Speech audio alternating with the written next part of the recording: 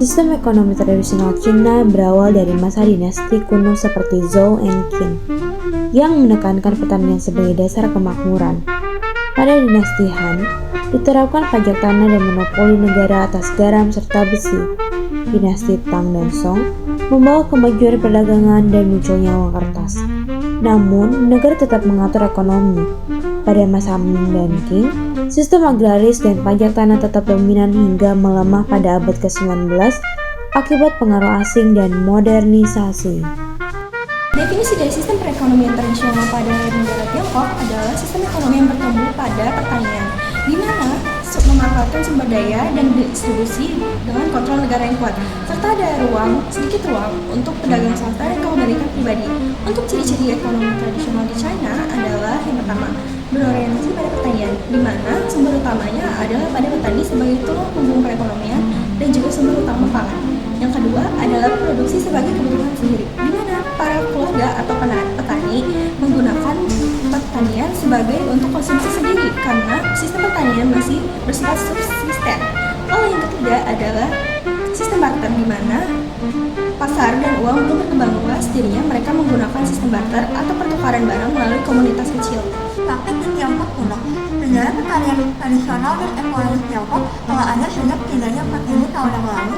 Selama sebagian besar masa tersebut, Tiongkok tidak menggunakan pupuk kimia atau pestisida, melainkan praktik tradisional seperti menanam lumut atau kultivasi nitrogen secara manual, rotasi tanaman, dan penanaman tukang sari yang dilakukan tanpa limbah manusia, hewan, dan tanaman yang didaur ulang secara sistematis. Sistem pertanian ini dilakukan oleh pertanian intensif skala kecil atau bukan atau pertanian skala besar. Nah, apa sih kelebihan dan kekurangan sistem ekonomi tradisional yang ada di China?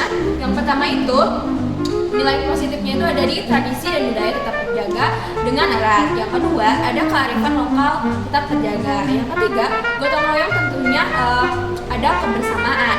Dan yang keempat, adanya minim kesenjangan sosial. Yang kelima, ada di ramah lingkungan tentunya. Nah, apa sih negatifnya itu? Yang pertama, pasti sulit berkembang karena selalu ikut cara lama, ngestak di tradisional. Yang kedua, kurangnya akses teknologi dan informasi. Yang ketiga, ada di rentan terhadap bencana alam. Yang keempat, dan terakhir itu ketergantungan pada sumber daya alam lokal. Nah, itu dia kelebihan dan kekurangan dari sistem ekonomi tradisional. Oke, jadi selanjutnya saya akan menjelaskan perbandingan sistem ekonomi dari Cina dan juga Indonesia. Cina sendiri kepemilikan alat produksinya itu kolektif, yaitu di mana kepemilikannya secara kelompok dan juga negara. Lalu kedua, peran pasar. Peran pasar di Cina itu hampir tidak ada, dan kalaupun ada itu adalah terpusat. Ketiga, adanya pertanian dan produksi. Pertaniannya ini sendiri mayoritasnya adalah agraris dan juga produktivitasnya rendah. Selanjutnya keempat, pertumbuhan. Pertumbuhan ekonomi di Cina sendiri masih lambat dan kurang inefisien jika dalam wilayah-wilayah yang menggunakan sistem ekonomi tradisional. Dan terakhir adalah keadilan di masyarakat. Di Cina sendiri, wilayah-wilayah yang menggunakan sistem ekonomi tradisional itu memberi kepastian yang dasar, tapi masih kurang inovasi. Selanjutnya kita bandingkan dengan Indonesia. Indonesia dengan sistem ekonominya, sistem ekonomi Pancasila, memiliki kepemilikan alat produksi yaitu swasta dan juga negara. Swasta sendiri adalah BUMS dan juga negara adalah BUMN. Kedua, peran pasar. Peran pasar di Indonesia sendiri masih dominan negara, intervensi di sektor strategis. Ketiga, pertanian dan produksi. Pertanian di Indonesia itu penting, tapi industri dan jasa masih dominan di produk domestik bruto. Lalu keempat, adanya pertumbuhan. Pertumbuhan ekonomi di Indonesia sendiri yang menggunakan sistem ekonomi Pancasila itu tumbuh secara stabil 4 hingga 6% meski masih ada ketimpangan.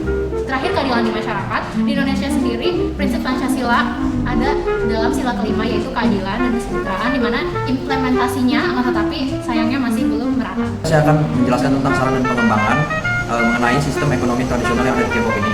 Jadi yang pertama itu ada menggabungkan nilai tradisional dengan teknologi modern. Jadi itu kayak nilai gotong royong dan keseimbangan alam dipadukan dengan teknologi pertanian dan perdagangan digital agar lebih efisien. Nah, terus yang kedua ada meningkatkan pendidikan ekonomi masyarakat. Jadi pelatihan kewirausahaan dan pengelolaan keuangan membantu masyarakat desa menjadi lebih mandiri dan sejahtera.